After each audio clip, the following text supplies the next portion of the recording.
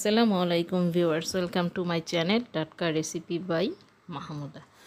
আজকে আপনাদের জন্য একটি নতুন রেসিপি নিয়ে এসেছি, আশা করছি ভালো লাগবে। ভিউয়ার্স, এখানে আমি ইলিশ মাছ দিয়ে বেগুন দিয়ে আজকে পাতলা ঝোল রান্না করব। প্রথমে আমি মাছগুলোকে সুন্দর করে পরিষ্কার করে পিস পিস করে কেটে নিয়েছি। ভিউয়ার্স, এখন এর মধ্যে আমি সামান্য লবণ আর সামান্য হলুদের গুঁড়া আর সামান্য শুকনো মরিচের গুঁড়ো দিয়ে দিব। ভিউয়ার্স, এখন এগুলোকে আমি সুন্দর করে মেখে নিব। অন্যদিকে চুলায় আমি কড়াই দিয়ে দিয়েছি। ভিউয়ার্স, কড়াইটা অনেকটাই গরম হয়ে গেছে। আমি ভাজার জন্য রান্নার তেল এর মধ্যে দিয়ে দিব। ভিউয়ার্স, আমি রান্নার সয়াবিন তেল আমি দিয়ে দিচ্ছি। এখন এটা গরম হয়ে আসলে আমি এক এক করে মাছের টুকরাগুলো দিয়ে দিব। মেখে রাখা মাছগুলো আমি দিয়ে দিচ্ছি। ভিউয়ার্স, সুন্দর করে দিয়ে দিলাম। এক পাশ হয়ে আসলে আমি উল্টিয়ে দিব। ভিউয়ার্স, এক এক করে উল্টিয়ে দিচ্ছি।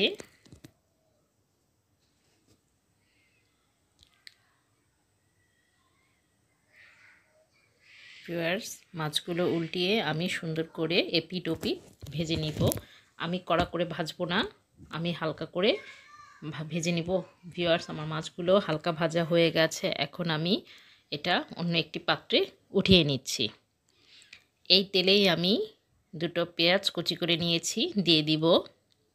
ভিউয়ার্স, আমি কুচি করা পেঁয়াজ দিয়ে দিচ্ছি আর দিয়ে দিচ্ছি কাঁচামরিচ। ঝালটা আপনার আর পছন্দ মতো আপনারা দিবেন। ভিউয়ার্স, আমি কাঁচামরিচগুলো দিয়ে দিলাম। এখন আমি সুন্দর করে এটা ভেজে নিব। ভিউয়ার্স, সুন্দর করে এটা আমি হালকা বাদামি করে ভেজে নিব। ভিউয়ার্স, আর কিছুক্ষণ ভেজে নিব।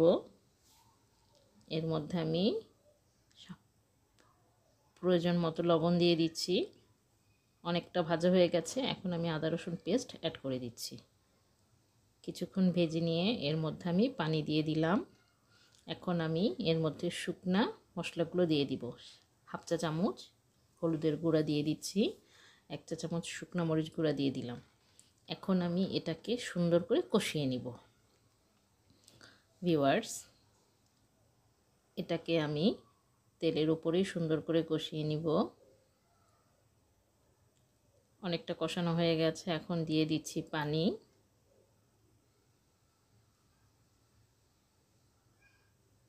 পানিটা শুকিয়ে আসছে।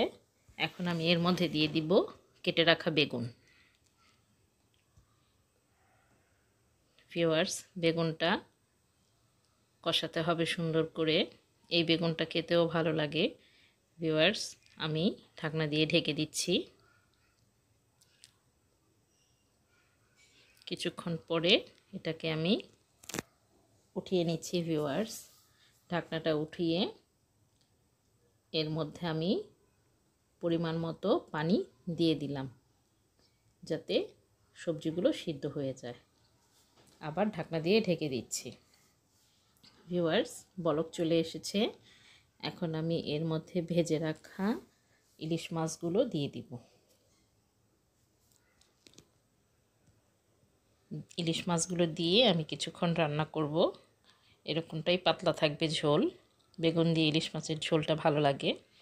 ভিউয়ার্স, একটু স্বাদের জন্য আমি টমেটো কেটে রেখেছিলাম, টমেটোগুলো দিয়ে দিচ্ছি। ঝোলটা একটু টকটক লাগবে, ভালো লাগবে খেতে। ভিউয়ার্স, ঢাকনা দিয়ে ঢেকে দিয়ে আমি আরও কিছুক্ষণ অপেক্ষা করব। ভিউয়ার্স, একটু নেড়ে দিচ্ছি। আর একটু টানিয়ে আমি এটা নামিয়ে নেব। ভিউয়ার্স, হয়ে গেছে। আমি এটাকে নামিয়ে নিচ্ছি। আশা করছি ভালো লাগবে। ধন্যবাদ সবাই।